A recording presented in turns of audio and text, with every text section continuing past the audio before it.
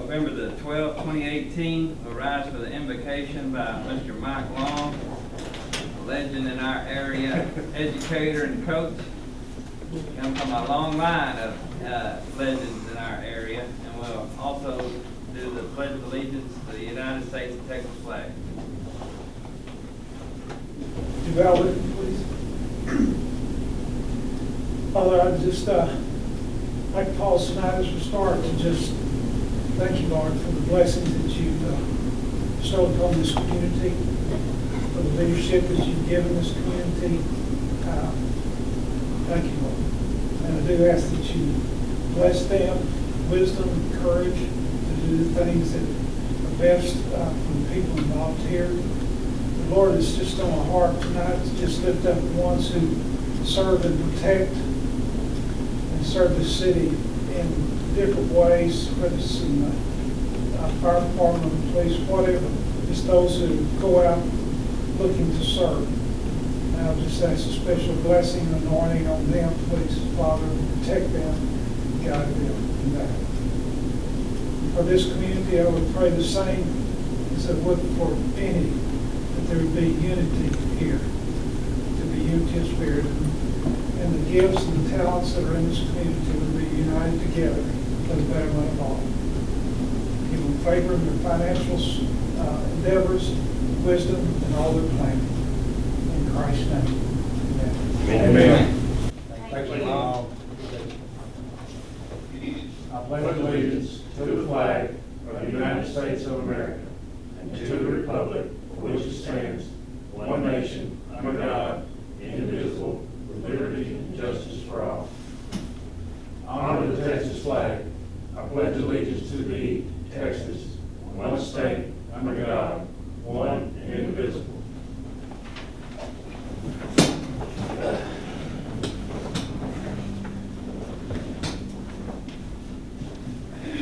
Anybody signed up there? Steve? No. Have a roll call. Brandon Thomas. Patricia Wood. Amanda Willows. Here. Joey McCarthy. Here. Stacy Nichols. Here. Bart Todd. Here. Let the record show absent council members Brandon Thomas and Patricia Wood. Also present Mayor Bart Todd, City Attorney David Hamilton, and City Secretary Tricia Smith taking the minutes.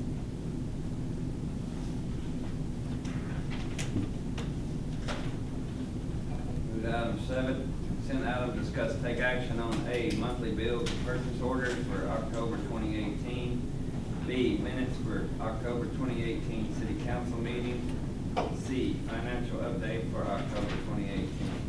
And D, monthly activity reports for October 2018 from 1, the police department, 2, the public works department, and 3, Reno volunteer fire department.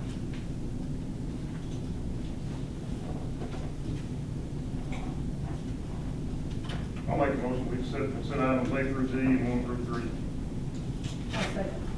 Have a motion by Councilmember Nichols, seconded by Councilmember Willows to accept consent items 7A through D and 1 through 3. All in favor? Aye. Item 8, we're gonna skip over to item H, 8H, revised cemetery ordinance. The last time this was presented, my understanding was, and I talked with the city secretary about this, the council wanted the flag definition, which is on page 7, expanded. And so that has been done to include American flags, state flags, firefighters, military of all branches, law enforcement, first responders, with the city reserving the right, if there's something that's out there that's offensive, we can remove it. So that's expanded just about as much as you can and still maintain some kind of control over it. Nothing else has been changed. The rest of it's all like we talked about the last time, those improvements, the perpetual care things out there. Still never get that attention. I caught that about 5 o'clock that morning.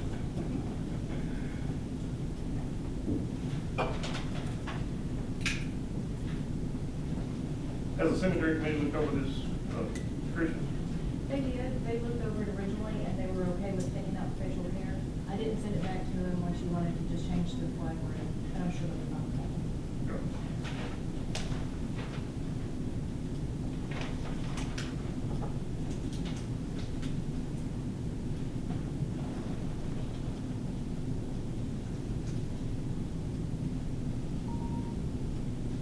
I'll make a motion that we accept the revised cemetery ordinance.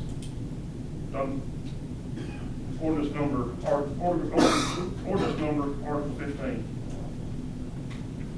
I second. I have a motion by Councilmember Nichols, seconded by Councilmember Willows to accept the revised cemetery ordinance, Article 15. All in favor? Aye. All opposed? Move to item 7J, ordinance number 11301, vendor permits and door-to-door permits. The staff has discussed this. There's a copy of the existing ordinance there in your packet.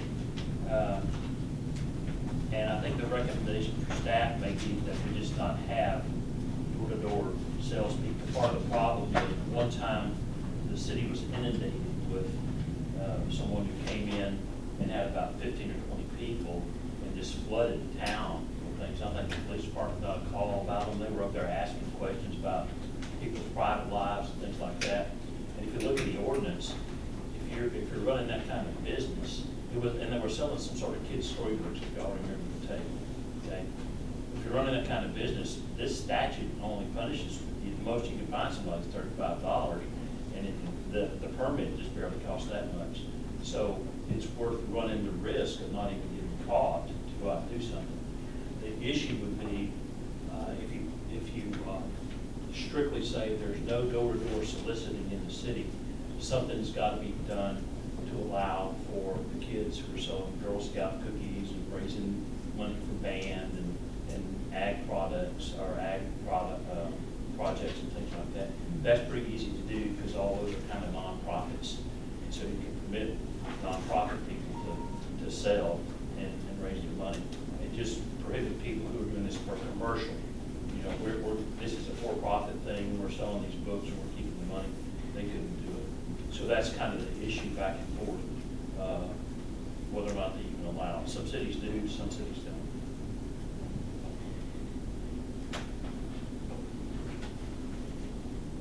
That's one of the things I wrote down was schools and scouts. That's really the only people I would even consider entertaining coming to the house. Sure. And most people now don't want to open the doors unless you have on a band uniform or a leather jacket, or you've got your ag jacket on, or a scout uniform. They just don't open the door for you.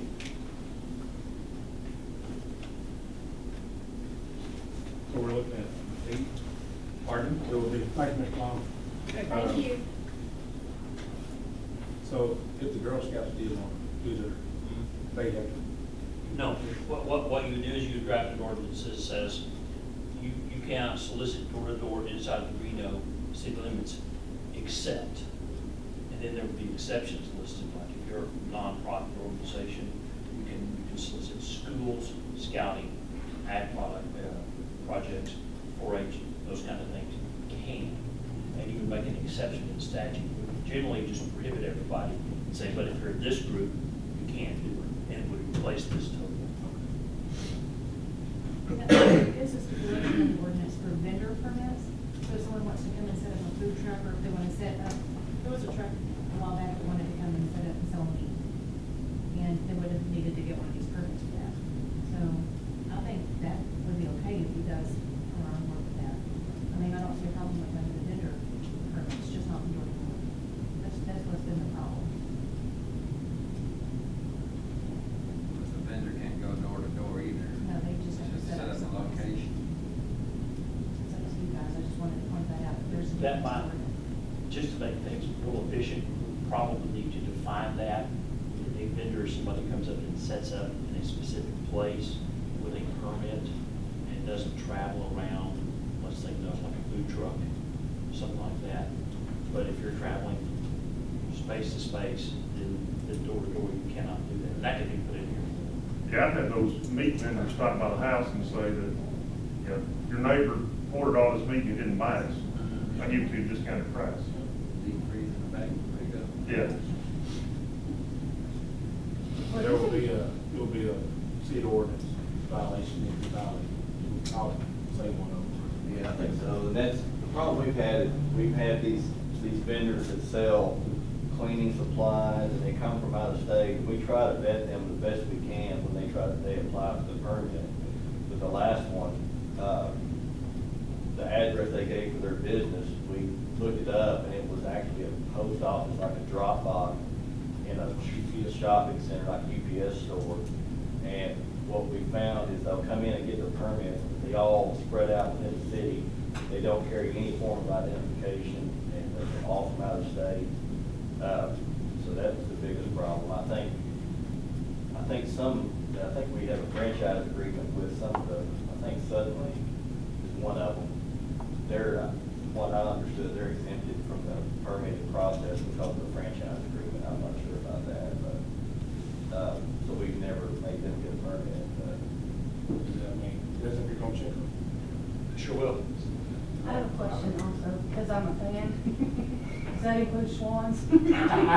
That's another thing. I love Schwann's. And I have friends that work for Schwann's, so I respect that they need to be able to do the Much job. as us paying Swan, I think they should be banned from the city. I've tried to solve the problem. Well, you know, we're well on the way. Yeah, that's. But would that count? Sure, yeah, if you say, if they're soliciting door to door, and that's what you make it, I mean. Well, they have their own customer list.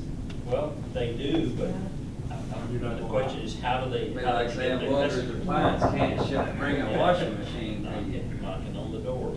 So that, you know, they're all, once you start doing this, there are all sorts of, well, what about these people who are actually legitimate? How does that work? And then you get into a real First Amendment issue. If you start saying, you guys can do it, and you guys, you can't. And writing that up in ordinance form is really difficult. It really is. Yeah, the city and I talked about it, the city attorney, we talked about this, and he said that if anyone wanted to come and apply for one, they could apply for a variance for this as well. But I bet Swan's Incorporated. I've done that a long time. I was a kid. And that's absolutely true. If somebody wanted to come in and say, well, I still would like to do that, they could just get an ordinance variance, go through that process. And that would be, and that's probably the safest way to grant those kind of exceptions. If it's a legitimate commercial group, then you just say, okay, we're gonna give you an ordinance exception. And then you can say, well, here's how much it's gonna cost you to do this every year, or every 6 months, however often you will set a price. You can do that. And they can be told, it's a little bit more paperwork for them, but it goes through.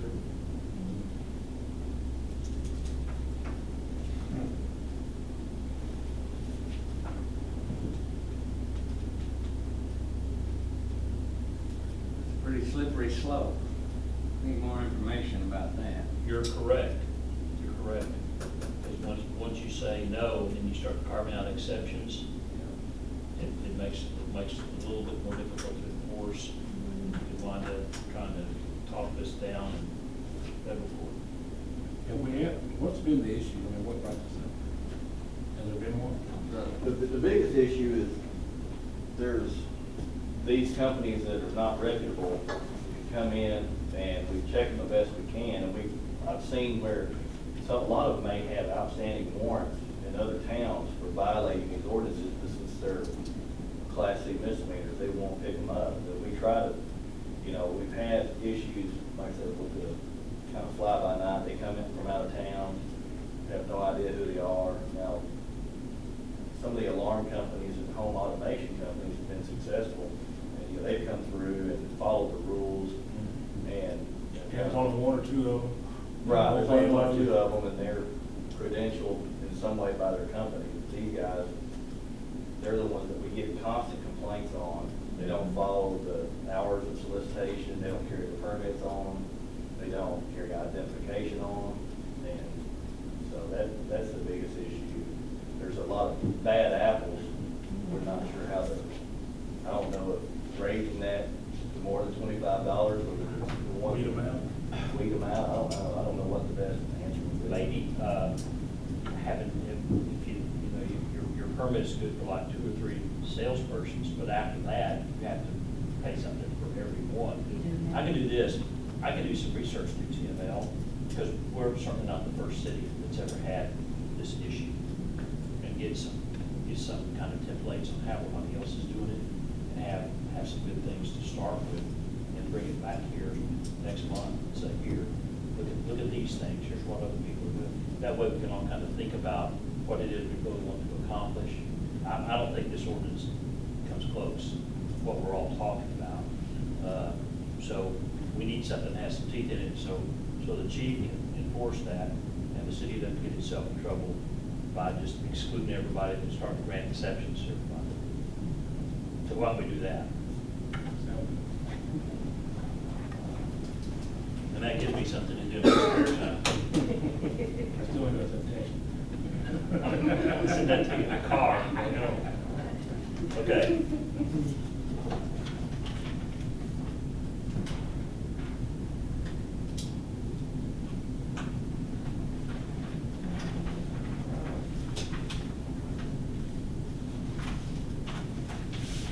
Flip back over. Item 8A, Old Clarksville Road maintenance and repair issues. What's your? Oh, I'm so sorry. Jerry is off today. He had to take his wife to an appointment. Okay, I can let you know about this. There's a resident in Reno recently brought it to our attention. He emailed me, and I, he emailed you too? Like you said, it's not the drainage problem on Old Clarksville. So I figured we'd put it on the agenda, and we all, we covered Steve. Trish, let us know where we at on it. It's a known issue that Jerry and I have been working with some of the neighbors that live there. There's one man that has a pond in his yard, and he's done a lot of work on his pond. He's put new culverts on his driveway, and he's kind of trying to redirect the water. What he's done has actually worked, and it's not causing the water to flow out through his driveway and to wash out all the gravel and other people's driveways as well. So now that that's done, we can go in and dig the ditches and maybe bring some bids back to the street commission for this next meeting to dig ditches and then repair the street as well. Now, the guys that went out and did some temporary patching, and they could do a little bit more of that, the dump truck is actually in the shop. That's what they use when they go out patching, but they kind of just went out and took care of some of the more important issues right now, but it really does need a lot of work. And we are in the process of trying to get that done. So is the ditch cleaning out, is that temporary before seeing the bill or? Well, he's gonna try to bring 2 bids back, one to dig the ditches and then another to repair the streets. And then ditch, so we're not gonna do it.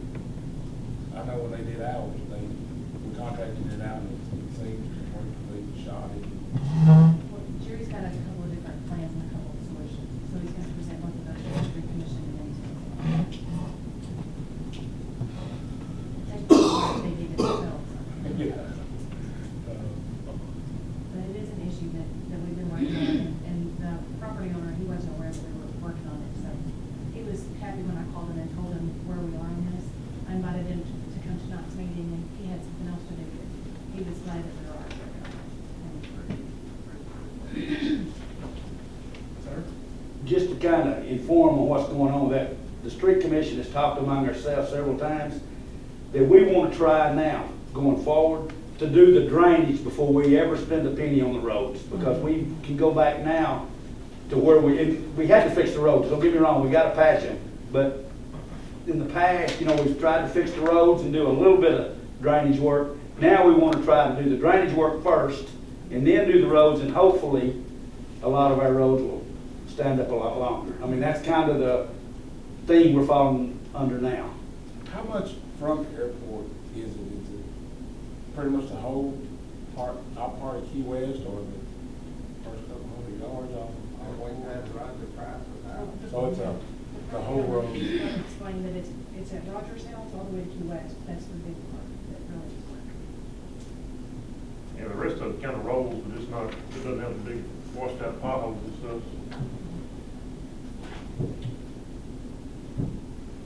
So you guys will expect a bid to come to you sometime in the near future? Thanks, Mr. Brooks.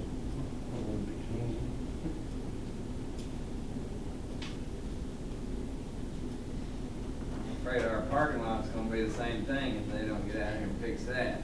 They are. There's a lake out there already, brand new parking lot. They need to do something before this goes any further. Y'all do parking lots too, or just streets? Streets. Next What agenda. about city parking lots? Streets. Item 8B, purchase exercise equipment for Reno Kiwanis Park in the amount of $2,740. Recommendation from Park and Trail Committee. The Parks and Trail Committee, they've been talking about purchasing exercise equipment. They looked at a few different places. This bid that you have in front of you, it's been the best price that we've found so far. And it's from Outdoor Fitness. We would have to order it online, and we would have to pay a little bit of shipping. There's the total price. It's $2,740 for an elliptical machine, a leg press, and horizontal bars, the pull-up bars. And we're not quite sure yet where we would want this placed on the park. But they do want to try to get some exercise equipment out there for the people that do like to go and walk the track and exercise. But I also ran this by Jerry, and he said that for them to install it, it seems very simple. He just thinks it's accurate, it has the installation instructions, and he seems to think it would be simpler to install this instead of the playground equipment. Seems pretty easy. Is it guaranteed to work? Oh, you want to test it? You want to go to trial? I've gone that weekend. But a couple issues I got, the install.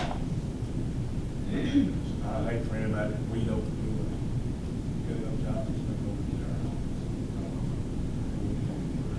there. Our professional installer is going to tell people. Second, is this time of year we want to do it now? I think the reason that they were in a hurry to get it on the agenda and ordered is because they've been wanting to do this for a while, now that they have a little bit more money in the budget.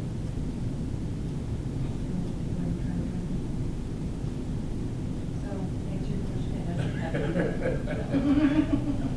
And they may want to order it, but I don't know if anybody will use it this time of year. It's going to be 28 degrees. How long? I don't think I'd use it. 88 degrees back there. I wouldn't either. I kind of asked her about the installing earlier. I'm sure they could do it, but I just wonder about the city's liability if we don't have it, if we do it. I don't know what it costs. I don't know how you find somebody to install it. That's what I thought. When I showed this to Jerry, he said that, oh yeah, that'll be easy to do. So, Well, it looks like you just put the anchor bolts in concrete and then bolt it down. Some of them test it. and he did install the playground equipment. Chief, you want this? What's that? Oh, you found it funny. About the workout equipment in the playground, you want to test it after they install it? No. No?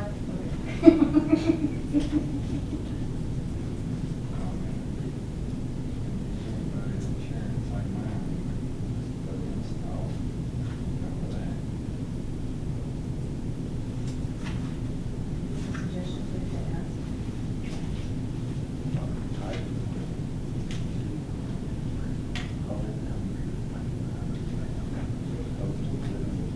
Maybe contract.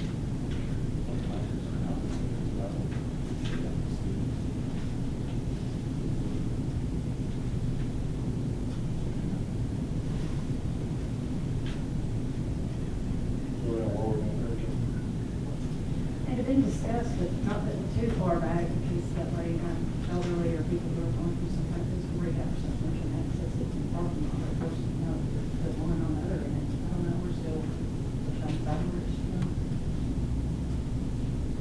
So it's not going to go inside. Somewhere with easy access. For everybody. I like the idea. I mean, they don't have anything like that even in Paris. I like the idea of it. We have something similar at PJC Dragon Park. I always see people on those. Well, go ahead and order, just hold up on the install.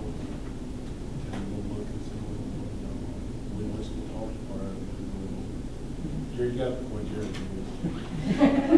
Well, we can get with Jerry and did. I want to officially see install. store it. I mean, where would it be in the way? I know you won't have room to do it. Maybe we should get the building. Putting that house down there. Got the red barn. Hey, King. Okay. The alarm system, so they good with y'all? They just- Yeah. They just kind of wrap around and see where we're going, and install it where we want it. Yeah. And put a lot of thought into where we should put it, because it puts ADA and anybody. Sounds good. Well, I will make a motion that we approve the purchase of exercise equipment for the Reno Park in an amount of $2,740 and following the recommendation from the park commission. I'll second. We have a motion by Mayor Pro Tem McCarthy, seconded by Councilmember Nichols to approve the purchase of exercise equipment for the Reno Kiwanis Park in the amount of $2,740. All in favor? All opposed? Item 8C, Reno Winter Wonderland Christmas Festival. It's December the 8th, from 12 to 6, and Amanda has all the details. The response is huge. We're already up to 14 vendors and 4 nonprofits that want to be a part of this. The slide is all set to go. Like I said before, as long as we cancel within 24 hours before the event, we won't lose the money. So thank goodness we have that to fall back on, because Mother Nature hasn't been too cooperative this year so far. I don't think of anything else. Basic parking is going to be our biggest concern. The event page already has, I think we're at 1,400 now interested and over 100 definite going. And I think it's going to be 3 days. Parking is going to be our big issue. If anybody wants to volunteer, we can use all the volunteers we can get. I'm going to reach out to Canaan Lane Church and some other organizations, see if they want to come help.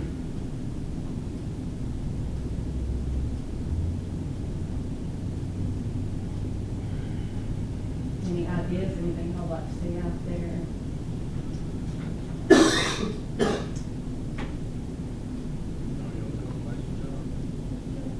Everybody's very excited.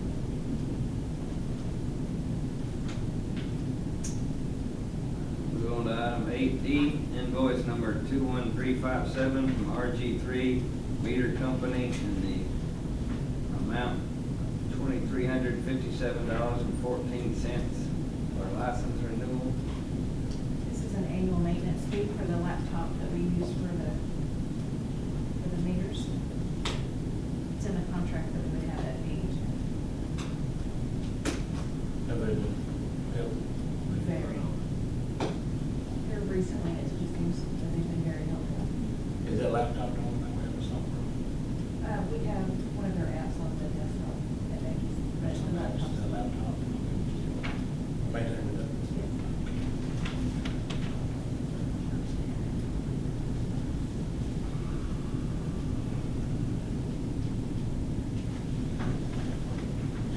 I'll make a motion, we accept invoice number 21357 to RG3 Meter Company in the amount of $2,357.14 for license renewal.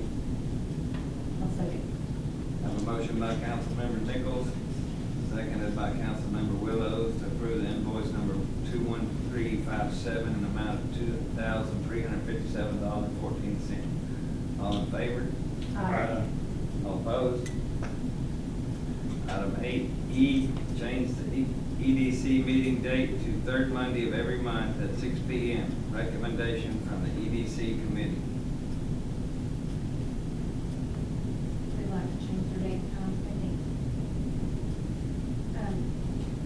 Stephen Terrell is the chairman for the EDC committee, and it would be easier for him, and he mentioned it to them at their last meeting, and they were on board with that. Bring my name.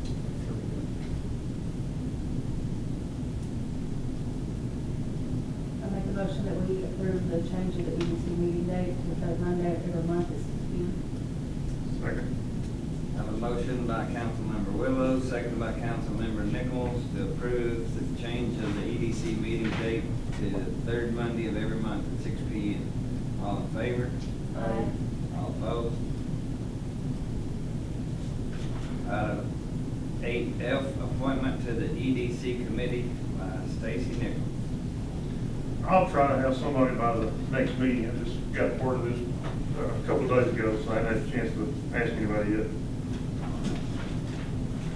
Item 8G, appointment to the EDC committee by Joey McCarthy, the mayor pro tem.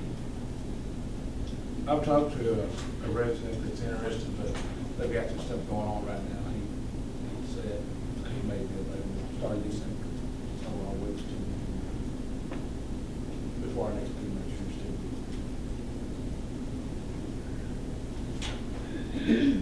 We're going to item 8I, bids to purchase and remove house at 450 Anderson Road. Trying to get the word out there. In your briefing sheet or memo there, I have a list of all of the real estate companies that we've contacted.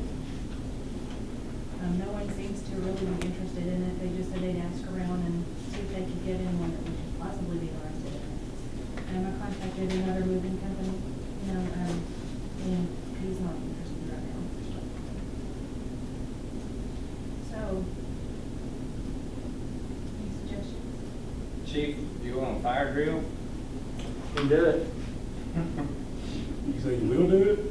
I'd have to do, we have to approve from the state. Since we haven't had any more interest, can we go back to the guy that had the first bid and see if he's still interested? Or I believe so. We'll keep there. I don't see why not. I mean, as part of the bid process, you can approve or reject any bid.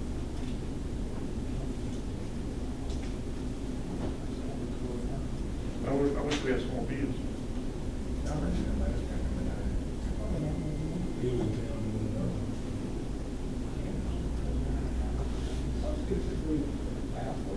Item 8K, update on 2018 Reno Haunted Trail.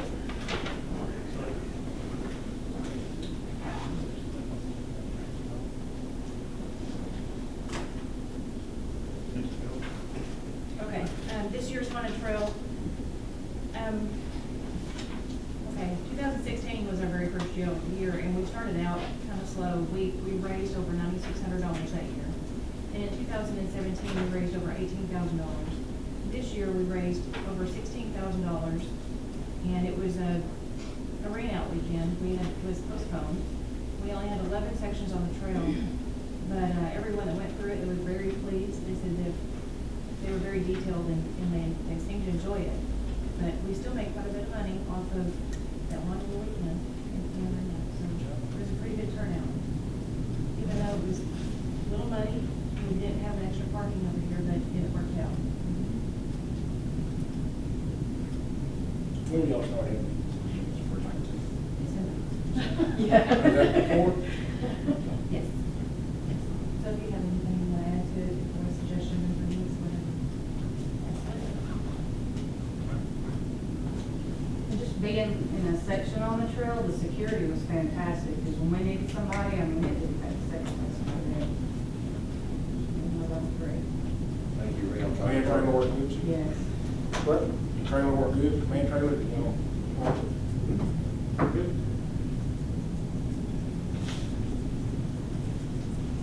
Item 8L, annual evaluations for the city secretary, police chief, and city attorney.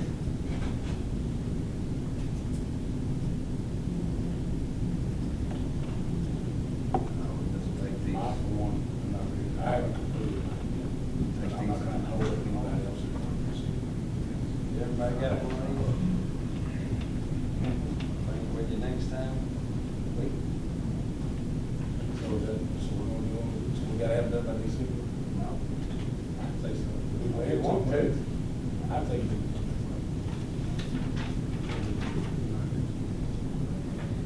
Okay. Say so.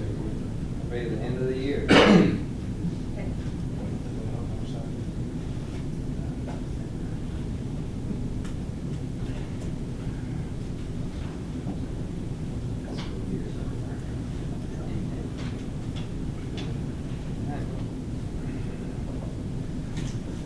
meeting is adjourned. 6:38